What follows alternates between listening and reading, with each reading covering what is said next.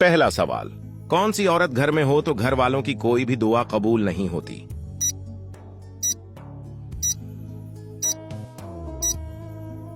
सही जवाब है बदइखलाक औरत। अगला सवाल, कौन सा गुनाह करने वाले मुसलमान से सलाम लेना भी सख्ती से मना है?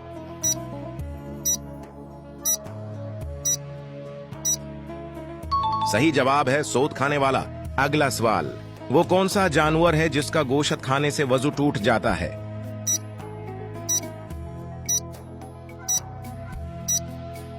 सही जवाब है ऊंट का। अगला सवाल, वो कौन से नबी है जिनको देखकर औरतों ने अपनी अंगुलियां काट ली थीं?